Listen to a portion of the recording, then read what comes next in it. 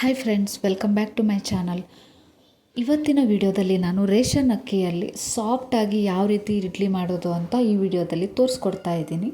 ಹಾಗೆ video start ಮಾಡೋಕ್ಕೂ ಮೊದಲು ಯಾರೆಲ್ಲ ನನ್ನ ಚಾನಲ್ನ ಸಬ್ಸ್ಕ್ರೈಬ್ ಮಾಡ್ಕೊಂಡಿಲ್ಲ, ಪ್ಲೀಸ್ ಸಬ್ಸ್ಕ್ರೈಬ್ ಮಾಡಿಕೊಂಡು ಸಪೋರ್ಟ್ ಮಾಡಿ ಅಂತ ಹೇಳ್ತಾ ವಿಡಿಯೋ ಸ್ಟಾರ್ಟ್ ಮಾಡೋಣ ಬನ್ನಿ. ನಾನು ಇಲ್ಲಿ ಮೊದಲಿಗೆ ರೇಷನ್ ಅಕ್ಕಿನ 3 ಲೋಟ ಆಗುವಷ್ಟು ನೆನೆ ಹಾಕ್ತಾ ಇದ್ದೀನಿ. ನೋಡಿದ್ರಲ್ಲ, ಈ ಲೋಟದಲ್ಲಿ ನಾನು 3 ಲೋಟ ಅಕ್ಕಿನ ಚೆನ್ನಾಗಿ 4ರಿಂದ 5 ಬಾರಿ ವಾಶ್ ಮಾಡಿ ನೆನೆ ಹಾಕ್ತಾ ಇದ್ದೀನಿ. ಮತ್ತು ಬೇರೆ ಪಾತ್ರೆಯಲ್ಲಿ ಅದೇ ಲೋಟ 1 ಲೋಟ ಆಗುವಷ್ಟು ಉದ್ದಿನಬೇಳೆನ ನೆನೆ ಹಾಕ್ತಾ ಇದ್ದೀನಿ. ರೇಷನ್ ಅಕ್ಕಿ ಜೊತೆಗೆ ನೀವು 1 ಲೋಟ ಆಗುವಷ್ಟು ಅವಲಕ್ಕಿನ ಅಕ್ಕಿ ಜೊತೆಗೆ ನೆನೆ ಹಾಕ್ಕೊಳ್ಳಿ. ಅಕ್ಕಿ ಮತ್ತು ಅವಲಕ್ಕಿನ 1 ಪಾತ್ರೆ, ಉದ್ದಿನಬೇಳೆನ 1 ಪಾತ್ರೆಯಲ್ಲಿ ನಾನು ಮಧ್ಯಾಹ್ನ ಒಂದು 12 ಗಂಟೆ ಆಗೋಷ್ಟೊತ್ತಿಗೆ ನೆನೆ ಹಾಕ್ತಾ ಇದ್ದೀನಿ. ಇದು 7ರಿಂದ 8 ಅವರ್ ಚೆನ್ನಾಗಿ ನೆಂದರೆ ಇಡ್ಲಿ ತುಂಬ ಚೆನ್ನಾಗಿ ಬರುತ್ತೆ. ನಾನು ಮಧ್ಯಾಹ್ನ 12 ಗಂಟೆಗೆ ನೆನೆ ಹಾಕಿದ್ದೆ ಅಲ್ವಾ, ಸಂಜೆ ಒಂದು 9 ಗಂಟೆ ಅಷ್ಟೊತ್ತಿಗೆ ನಾನು ಅಕ್ಕಿ ಮತ್ತು ಅವಲಕ್ಕಿನ ನೆನೆಸ್ಕೊಂಡಿದ್ದೀನಲ್ಲ, ಅದನ್ನು ನುಣ್ಣಗೆ ರುಬ್ಕೋತಾ ಇದ್ದೀನಿ.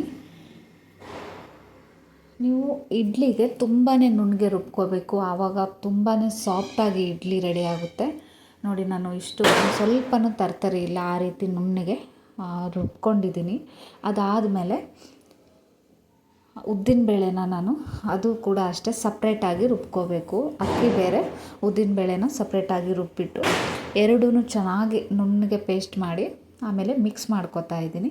ಇದಕ್ಕೆ ನಾನು ರಾತ್ರಿಯೇ ಉಪ್ಪನ್ನು ಸೇರಿಸ್ಬಿಟ್ಟು ಚೆನ್ನಾಗಿ ಕಲಿಸ್ತಾ ಇದ್ದೀನಿ. ನೀವು ಕೈಯಲ್ಲಿ ಕೂಡ ಮಿಕ್ಸ್ ಮಾಡ್ಕೋಬೋದು, ಹುಳಿ ಏನು ಬರಲ್ಲ. ಕೆಲವೊಬ್ಬರು ಹೇಳ್ತಾರೆ ಕೈಯಲ್ಲಿ ಮಿಕ್ಸ್ ಮಾಡೋದ್ರಿಂದ ಹುಳಿ ಆಗಿಬಿಡುತ್ತೆ ಹಿಟ್ಟು ಅಂತ. ಏನೂ ಆಗಲ್ಲ.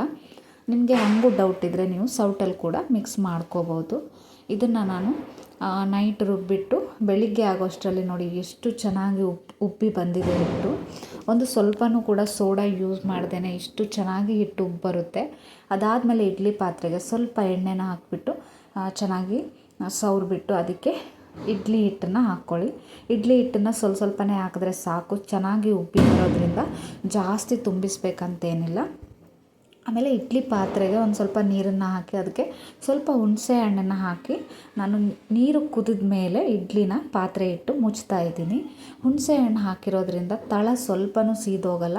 ಒಂದು ಪಕ್ಷ ನೀವು ಜಾಸ್ತಿ ಹೊತ್ತಿಟ್ರೂ ತಳ ಸೀದೋಗಲ್ಲ. ಅದಕ್ಕೋಸ್ಕರ ನಾನು 15 ನಿಮಿಷ ಬೇಯಿಸಿದ ಮೇಲೆ ಬಿಸಿ ಬಿಸಿ ಸಾಫ್ಟಾದ ಇಡ್ಲಿ ರೆಡಿ ಆಗಿಬಿಡ್ತು. ಈ ರೆಸಿಪಿ ನಿಮಗೆ ಇಷ್ಟ ಆದರೆ ನಿಮ್ಮ ಫ್ರೆಂಡ್ಸ್ಗಳಿಗೆ ಕೂಡ ಶೇರ್ ಮಾಡಿ. ಹಾಗೆ ಯಾರೆಲ್ಲ ನನ್ನ ಚಾನಲ್ನ ಸಬ್ಸ್ಕ್ರೈಬ್ ಮಾಡದೆ ವೀಡಿಯೋಸ್ ನೋಡ್ತಿದ್ದೀರಾ, ಪ್ಲೀಸ್ ಸಬ್ಸ್ಕ್ರೈಬ್ ಮಾಡಿಕೊಂಡು ಸಪೋರ್ಟ್ ಮಾಡಿ ಅಂತ ಹೇಳ್ತಾ, ನಿಮಗೆ ಏನು ಅನ್ನಿಸ್ತು ಇಡ್ಲಿ ಮಾಡಿದ್ರಾ ಅಂತ ಒಂದು ಕಮೆಂಟ್ ಮೂಲಕ ತಿಳಿಸಿ.